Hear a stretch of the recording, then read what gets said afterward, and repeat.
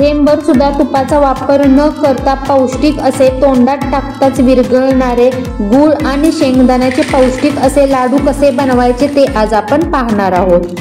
हे गूळ आणि शेंगदाण्याचे लाडू तुम्ही अगदी मुलांना टिफिनमध्ये सुद्धा देऊ शकतात आणि 1 महिना तरी सहज हे टिकतात।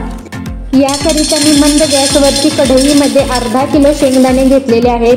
हे शेंगदाणे माझे घरचे आहेत, त्यामुळे मी हे व्यवस्थितपणे नीट करून घेतलेले आहे। जर तुम्ही बाहेरून दुकानातून जर शेंगदाणे विकत घेत असाल तर अगदी ते किडलेले सुद्धा असू शकतात, त्यामुळे व्यवस्थित नीट करून घ्यायचे आहे, याची काळजी घ्यावी। त्यानंतर मंद गॅसवरती अगदी सतत हलवत राहत एकसारखे हे शेंगदाणे मी भाजून घेतलेले आहेत। त्यानंतर ते शेंगदाणे मी थंड करण्यासाठी ठेवलेले आहेत। तोपर्यंत आपण या ठिकाणी गुळाची तयारी करू। मी चाकूच्या मदतीने अगदी गुळ बारीक कट करून घेतलेला आहे। अर्धा किलो शेंगदाण्याकरिता मी अगदी अर्धा किलोच गुळाचा वापर केलेला आहे।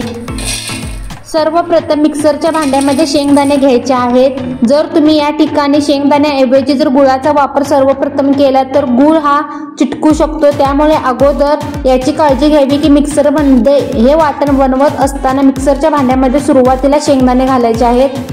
मी अर्धा किलो शेंगदाणे थंड करून घेतलेले आहेत, तसेच अर्धा किलो गुळाचा वापर केला, तसेच इलायची घातलेली आहेत आणि हे सर्व साहित्य अगदी मिक्सरमध्ये मी वाटून घेतलेलं आहे। जर तुम्हाला यामध्ये ड्रायफ्रूटचे तुकडे आवडत असतील तर तुम्ही अगदी तुपामध्ये ड्रायफ्रूटचे तुकडे खरपूस भाजून अगदी बारीक करून त्याची पावडर सुद्धा यामध्ये वापरू शकता। अगदी उत्तम अशा प्रकारचे ते पौष्टिक लाडू ते सुद्धा बनतात। त्यानंतर हे सर्व साहित्य मी अगदी भांड्यामध्ये काढून घेतलेलं आहे आणि पूर्णपणे हे सर्व साहित्य मिक्स करून घ्यायचं आहे। यामध्ये मी दूध किंवा तुपाचा अजिबात वापर केलेला नाही, तरी सुद्धा अगदी सहजपणे हे लाडू वळले जातात।